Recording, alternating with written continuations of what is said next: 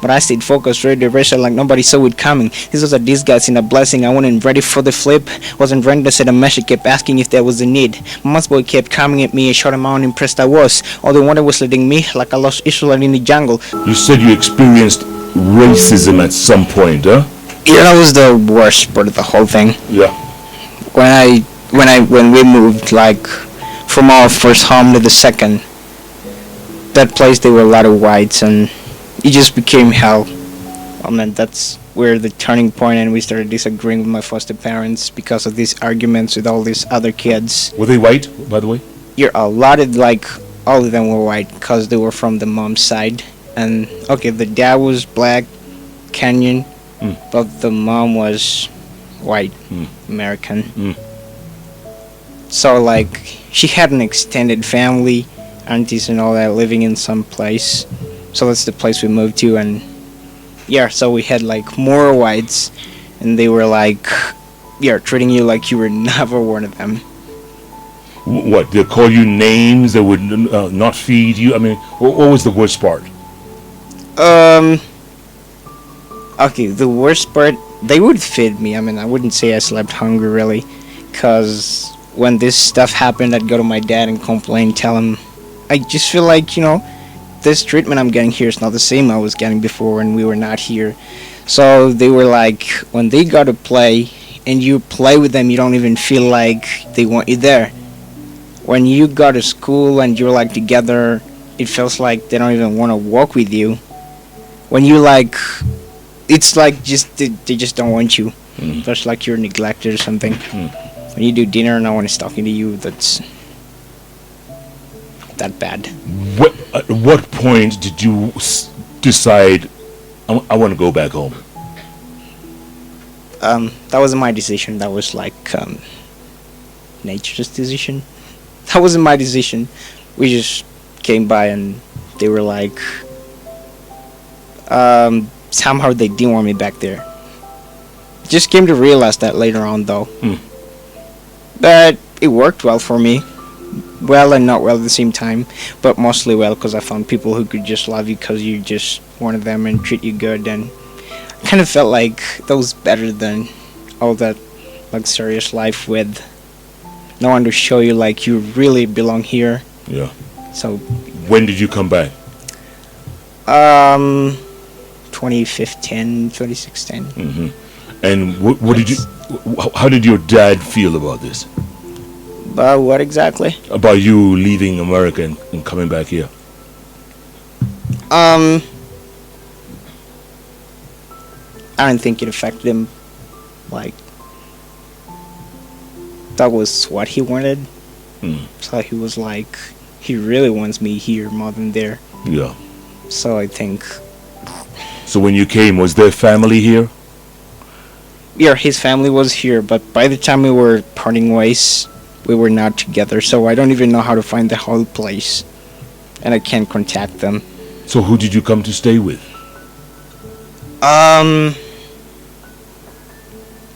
Okay, we had the whole extended family, like his family, the mother, and the aunties in their place. But then we stayed there for a while, and then the time we were supposed to be coming, like going back to the US, we kind of split up. Like, we got out of that place and we got out. I couldn't even go back because I wasn't sure about the way back there.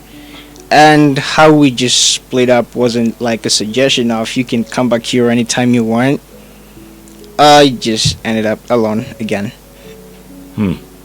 Yeah. That must have been rough. Pretty much. How did you end up in the streets?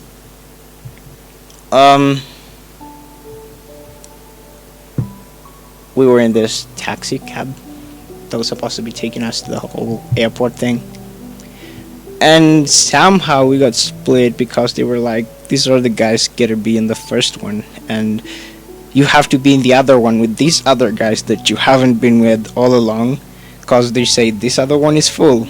And then at that moment I didn't really think something was odd, so I thought it's just fine, man, that one is full, so I can get in the other one and just do my thing.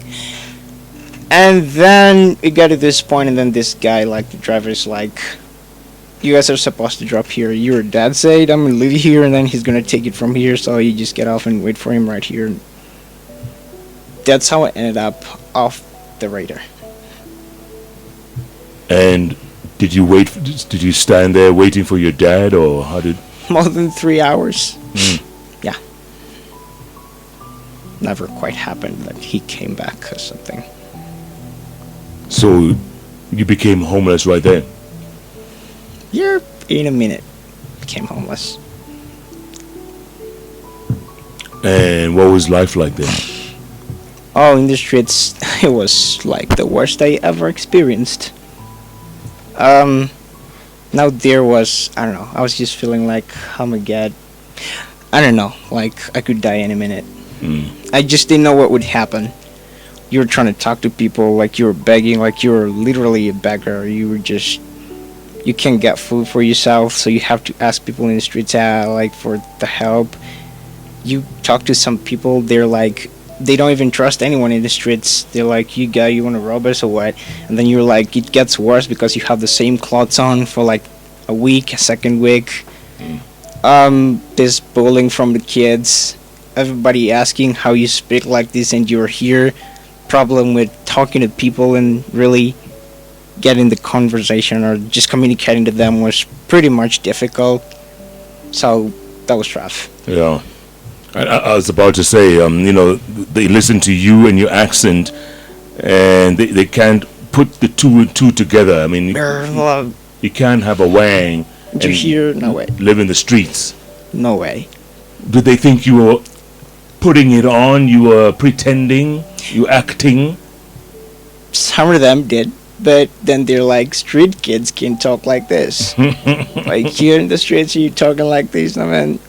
Some of them were like, you're not serious for this. I mean, where your parents, like, you can't even explain to them a thing because you're trying to do it, it doesn't work.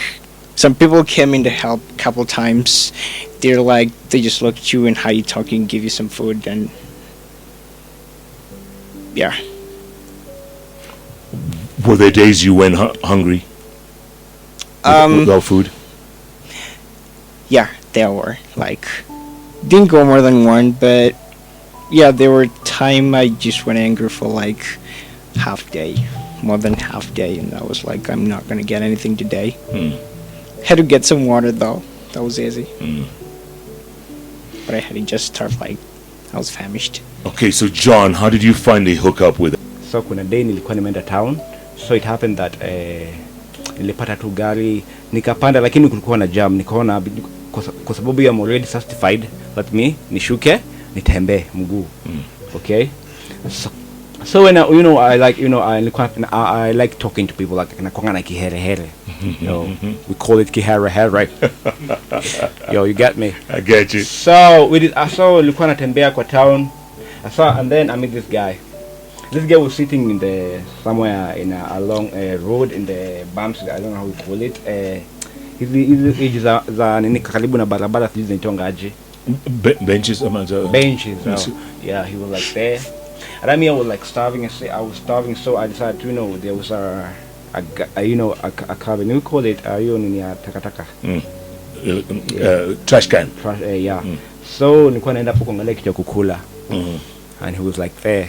And there was my friend who was like talking to this guy who was like want to like bullying him. Yo, you got money. It was like 3 p.m. Okay, so I was like, yo, please. He was not talking Swahili but that time. So yeah. I was like, he was like bully. He looked so smart. Like he was wearing some, cool clothes. He looked like someone got money. So I was like, oh. So there's my friend who was bullying him, like searching for him, but I didn't have anything. He was totally broke. So I was like, mwachana unajua saa we were like, wacha ni muangalie, that kind of, street talk. Yeah. Na acha ni muangalie huyu jamaa kona kakitu, unaona. So I was like, acha na yeye ana kakitu, like there. Alafu one day was like so depressed, like holding his head, like he's about to fall. So I decided, like, hey, yo, bro, I like, about, hey, niaje, bro, niaje, brother. He was like, he's not getting me. Hey, bana, suongee bude neza kuokolea. No, this one. So I was like, this nigga, what's wrong with this guy? Okay. Yeah. So I decided to, like, hey, what's up? Mm-hmm. He was like, cool. Do you speak Kiswahili? I don't. Maybe from Uganda. Yeah. Yeah. So you do speak Swahili because at the time, he's dark and most of the Uganda people are there. Yeah. Yeah. Yeah. So I was like, hey, are you Uganda? Are you from Uganda? He was like, no. So I was like, it was so hard to me, like, asking questions. Right. Because that time English was not my wife that time. We didn't have good relationship with English. Okay. So I decided, because it was 3 a.m. and p.m. and it is so it's dangerous. I told him, yeah, I can take you to come and take you somewhere you can be safe. First of all, he was resistant, like, no, he's scared. He's scared. Yeah. And I was like, yo, please come, because I was like, because here it is dangerous, it's so bad. People will nyonga you. People will nyonga you. And you will be poor. You will be okay. Yeah. I was talking like that, and then he actually agreed. So we walk, you walk in foot up to Nairobi, in my place, in How far? How in far was it? Korokocho. Like, Korokocho. I don't know how far. I don't know how to measure. I was not good in math, and so I don't know how to measure. So half an hour, 1 hour walking. like, it was like 1 hour, like 30 minutes maybe. Wow. Yeah. So yeah. Andy, why did you agree to go to John's place? Cause okay, he'd saved me from some other people. I know, but it was a stranger. You didn't know him. I just took a risk. That was like that was a chance I took. I was like, nobody else ever did tell me this. Like, I can take you to a place you can be. Yeah, yeah. And this is the first guy to come in. He doesn't look like he's that good with everything, but at least he took the initiative and told me, I can give you something. Yeah. So I was like, this is a chance I could just take in. But you were starving. You hadn't eaten that day, and then you're walking for an hour and a half. He also fainted, by the way. I didn't tell you that part. He fainted on the way. Yeah, he was like, Oh. whoa, and I was like, damn, bro, what do you want me to do? I was like, I don't know what to do. I was like, damn, what's crazy? I never seen someone fainted before, which was my first time. So like, what can I do? Maybe he already died. I was like, I don't know what to do. Maybe I have to run away. And then I decided maybe I have to, sometimes I see people, giving, some fresh air. Yeah. So I was like, yeah. I was like, yeah, Kupepeto, we call that. Kupepeto. Pepeto. So I decided to do that. So he And it was was exhaustion, is that, or hunger, or hunger. combination? I think hunger, and then I don't know, tired because of work, exhausted. So yeah, I did that. And it worked. By the way, he was like, waking up in the way, and we decided, bro, we can go and drink some water. We go to a nearby hotel and then drink some water, and then we continue. So when I reached home, my mother was like, okay, my mother working down beside, so Dumpsite, Dumpsite. So she worked there. So he was like, my mother is a Kikuyu. So Nikki, what the hell go away? Commander to do where did you go at? He was like, yeah, umeniletea stranger huku. Alafu na Kikuyu like, umeniletea Msudanese huku tu kati na kewe. Nike kiuru. Yeah? Na ati unajua sasa my mom was like she didn't have a lot of money, so she was like, this is another like burden. Right. So he was like, Yeah. by kesho umtoe umpeleke uko penye mmemtoa. I agreed with her. And then but the following day Andy didn't want to go. He didn't. He didn't want to go. So he was like, I'm comfortable, I'll be there. Maybe to confirm, maybe some people search for him, family member, I don't know. So my mom was like, but we stayed like 1 month, and my mom saw that my mama is a Christian. Wow. So he decided just to take a risk, and me with street. I survive in the street, because in my place sometimes we can eat some ugali and salt.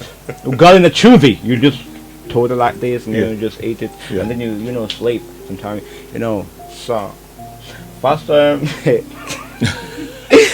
Andy was like, I'm in hell. Oh damn! I don't know.